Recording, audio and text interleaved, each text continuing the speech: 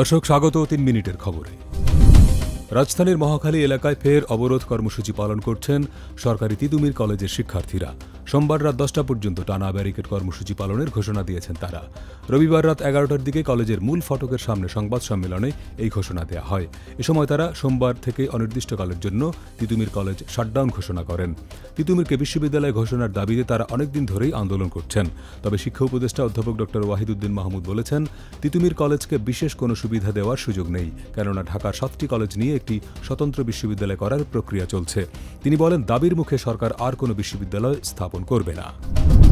অন্তর্বর্তী সরকারের প্রধান উপদেষ্টা ড মোহাম্মদ ইউনূসের বাসভবনে যেতে পুলিশের বাধার মুখে সড়কে অবস্থান নিয়েছেন জুলাই গণঅভ্যুত্থানে আহতরা। রবিবার সন্ধ্যা 7:30টার দিকে প্রধান উপদেষ্টার বাসভবন যমুনার সামনে যেতে চাইলে পুলিশ তাদের বাধা দেয়। এ সময় তারা ইন্টারকন্টিনেন্টাল হোটেলের সামনে অবস্থান নেন। আন্দোলনে আহতদের দাবি, গণঅভ্যুত্থানের 6 মাস পেরিয়ে গেলেও তারা কোনো সুযোগ সুবিধা পাননি। আহত হয়ে কর্মক্ষমতা হারিয়েছেন, পরিবার নিয়ে মানবেতর জীবনযাপন করছেন। এর আগে জুলাই গণঅভ্যুত্থানে আহতরা তাদের সুচিকিৎসা, পুনর্বাসন, আর্থিক সহায়তা ও রাষ্ট্রীয় স্বীকৃতির দাবিতে শনিবার রাত থেকে আগারগাঁও পঙ্গু হাসপাতালের সামনে বিক্ষোভ শুরু করেন।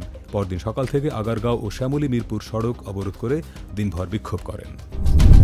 সংস্কার প্রস্তাবের আলাপ আলোচনা যত বেশি দীর্ঘায়িত হবে, দেশ তত বেশি সংকটে পড়বে, এমন মন্তব্য করেছেন বিএনপির ভারপ্রাপ্ত চেয়ারম্যান তারেক রহমান।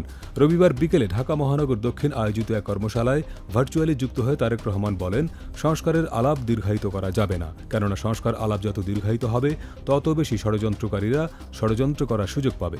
নির্বাচন ছাড়া কোনো ভিন্ন পথ নেই উল্লেখ করে তারেক রহমান বলেন, সংস্কারের প্রস্তাবগুলো বাস্তবায়ন করতে হলে সবার আগে নির্বাচনই প্রয়োজন। নির্বাচনের মাধ্যমে সব সমস্যার সমাধান হবে না, কিন্তু নির্বাচিত সরকার সমস্যার জট ধীরে ধীরে খোলার চেষ্টা করতে পারবে। যুক্তরাষ্ট্রের ন্যাশনাল প্রেয়ার ব্রেকফাস্ট অনুষ্ঠানে অংশ নিতে ওয়াশিংটন গেছেন বিএনপি মহাসচিব মির্জা ফখরুল ইসলাম আলমগীর এবং স্থায়ী কমিটির সদস্য আমির খসরু মাহমুদ চৌধুরী। রবিবার সন্ধ্যায় এমিরেটস এয়ারলাইন্সের একটি ফ্লাইটে তারা হজরত শাহজালাল আন্তর্জাতিক বিমানবন্দর ছাড়েন। লন্ডন থেকে দলের ভারপ্রাপ্ত চেয়ারম্যান তারেক রহমানের মেয়ে জাইমা রহমান এই প্রতিনিধি দলে যোগ দেবেন। আগামী 5 ও 6 ফেব্রুয়ারি ন্যাশনাল প্রেয়ার ব্রেকফাস্ট হবে ওয়াশিংটন ডিসিতে। ন্যাশনাল প্রেয়ার ব্রেকফাস্ট একটি বার্ষিক অনুষ্ঠান।